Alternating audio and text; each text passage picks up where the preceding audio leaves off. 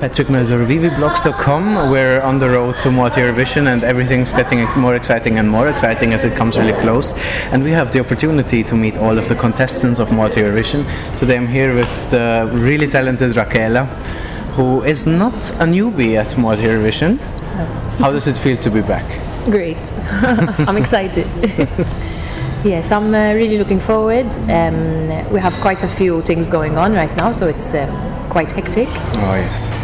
Now next week we start with the rehearsal week, but I'm really excited to go for it. Oh, I can imagine. Now, you were back in 2011, the last time. Yes. You placed 5th with your song If I Could Do It All Again. How was that journey back then? A different journey. Yeah? It's been a while. I've gained experience since then, even just singing, and I loved the experience then. It was beautiful, but I think I've grown now, and I can face this experience in a different way, and I'm loving it right now. Oh, but that's yes, the even most more. important. Yes, I love it. yes. What was the moment when you decided I'm going back to Malta Eurovision? It's the song. I liked it. I liked it. The tune. It's a positive tune. The lyrics, most importantly, because it's got quite a beautiful message behind it, especially for today. What's going on today? That's it really, and I just said yes, Boris, no problem. Yeah, we try. Oh, that's really nice. Now this year you're participating with your song Ray of Light. Yes. Now you already said it has a really strong message. How was it? Like was this the one where you intended to go, or were there other songs that you had to choose from? I listened to another few.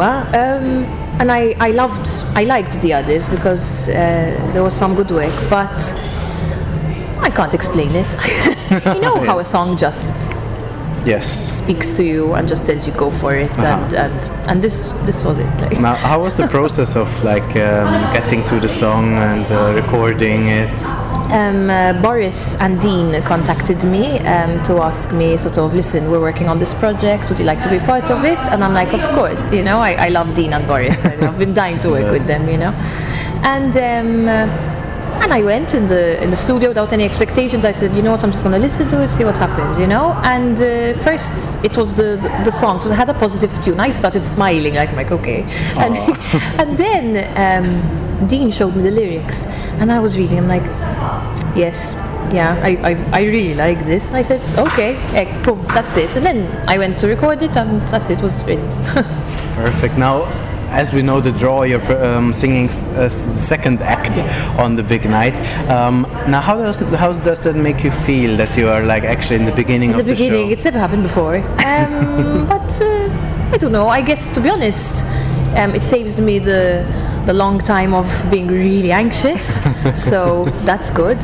At the same time, you're after the opening act, so there's a bit of pressure, but it doesn't make a difference really. Top placing to me. So now what can we expect from you on stage? Can you at least drop a little hint? Yes, my hint. It is intimate. It's an intimate song, so the performance is going to be an intimate performance. That's the hint. Okay. Can we know what you will wear? Or at least which color? It's not going to be dark. Okay. That's all I can say. It's not a dark color, but that's it. Now, when did you start your music career? That your fans and our readers know how you all started. I started with violin. I've played violin for 7 to 8 years. I started when I was 4. And then I moved on to musicals and choirs and orchestra. I was lucky enough to take part in such performances. And then there was Eurovision, Suarez at school. That's my journey. Yeah. Oh, that's really cute. Yes. With all the competitions. I mean, there are quite a lot of music competitions in Malta. Yes, same. So how did that give you like your experience? Like, how did it create your experience? all the competitions, taking part in competitions? What? I'm not a very competition. I don't love competitions. They give me too much anxiety, especially when you have to wait there and hear the sort of music to build up.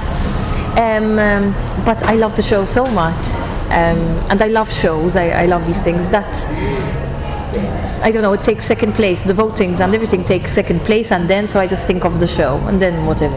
And then I'll go through that anxious process, and it's over, so it's okay. Now this year there will be 100% televoting in the show. A lot of people really like the thing because that's in the public's hand. What do you think about that change? I agree with televoting, as long as the song that is chosen is, as long as what they choose is the song and not the person. Yes. But you have no control over it, so whatever happens, happens. But I agree with it, yeah.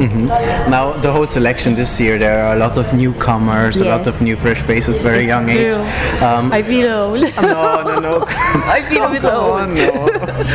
Now, you're quite experienced in music and in Malta Eurovision as well.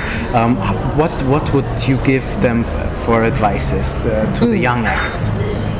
To enjoy their performance, to work on their song and focus on their song, I would say, and not think about the others and not think about anything else, and whatever happens, move on with it, the show must go on, literally, whatever happens, and they'll give a good performance if they go for it that way. Now, obviously, Eurovision will be in Ukraine this year. If you have the chance to represent Malta, you would sing in the second semi-final with other 17 countries. What would that mean to you if you could actually represent your country on that big stage? I have no idea. I honestly have no idea, because once someone asked me, as in, it must be it would be something amazing.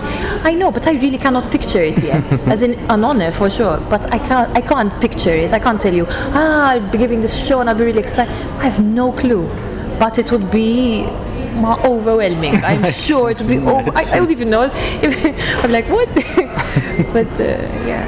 Now, obviously, the Eurovision bubble in Malta is quite big. A lot of people follow it. They love Eurovision really much. So there's a lot of support, obviously, also from your fans, but obviously from your family and friends. How do your people support you? In which ways? Encouragement, definitely. But that's why I told you that it's good that I'm taking part now, because I've grown into a person who doesn't need support. A person always needs that support. But I'm quite independent as a person as well, and I've grown and I've learned that it's important to be able to support yourself. Like, I don't know how to explain. But yes, family always plays an important part in my life. Even just being there, even for me to vent if I need to vent, or if I'm exhausted, and my mother, Miskina, she helps me. She goes to get me the dress from that shop. But, she's so sweet, and she was so sick last time, Miskina, coughing, and she went to get my dress. I'm like, Ma. So yes, I get support. I get. But that's really important for any person. Yes, in general life. It is. Now, your song is a ballad. That's actually really interesting. You start very slow, and then in the end there's this big build-up and behind the really good note. How was that intended? Actually, that there's like a surprise factor in the end. In the song? Yes.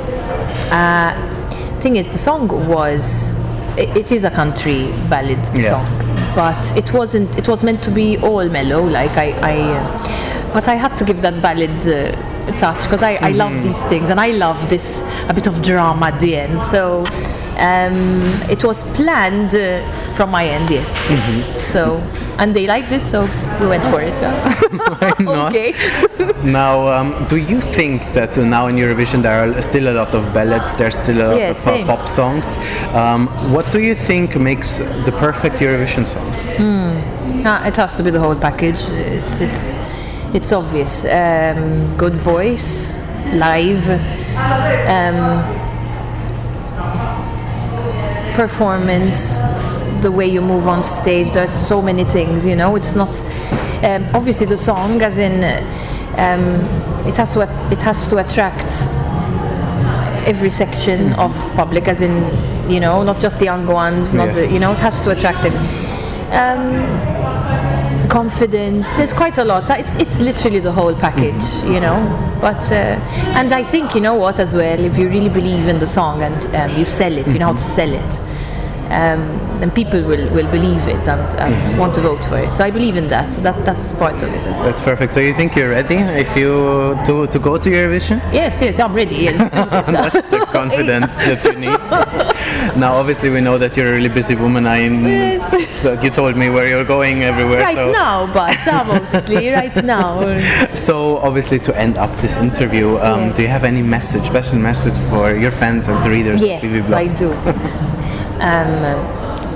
Yes, I believe that you should love yourself and love the people around you, no matter what.